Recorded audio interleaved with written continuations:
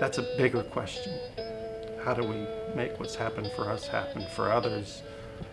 Applies to the friends and family that we have here who've wrapped their arms around us from time to time. And it's why, as time has gone by and I go back to that, those conversations that we have year over year about what can we do.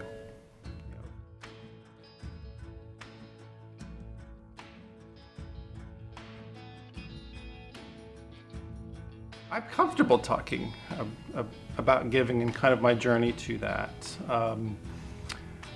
And I've thought often about the example of my own parents that I can see now as an example that I didn't realize at the time was probably the case. And now we try to live it out with our own kids. When we would go to church, and I was raised in the Catholic faith, I always noticed that there was that envelope that was going in the collection plate at the offertory time of the service. And we always put something in, it was passed along, and often my dad, my mom, often my grandmother was with us, would give me a dime, and my sister a quarter, just a bit of change, and it was to always put something in the plate.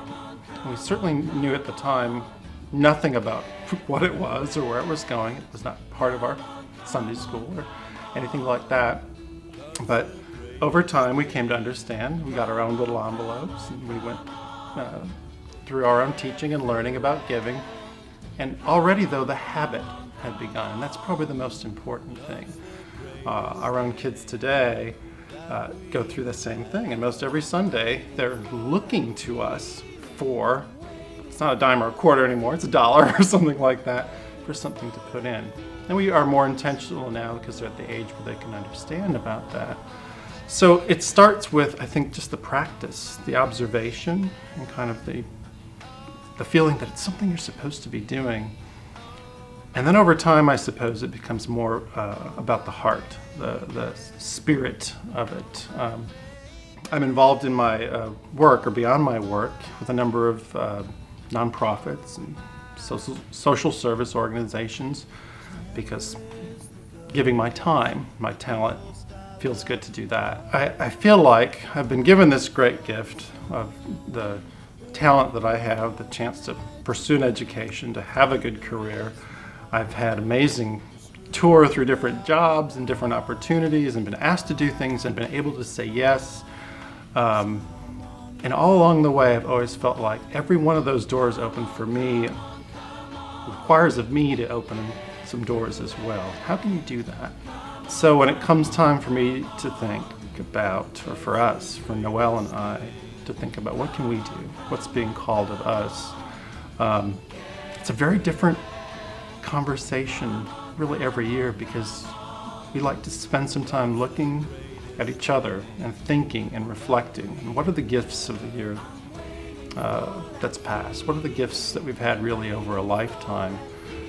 And how do we return those in such a way that they become an investment, something that grows for others? I remember when we first were married, and among those first things we needed to do, other than finding a place to live and where we're going to get groceries, was where we're going to find our faith family.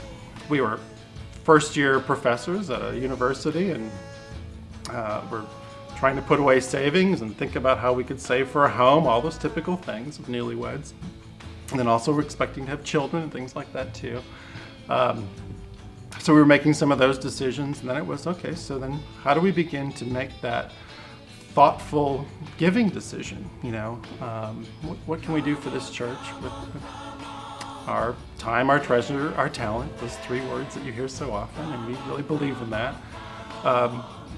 And we became intentional about setting something aside so that we could do for that. I was actually in the choir more often than Noelle was, especially when we had our first child, our son Drew.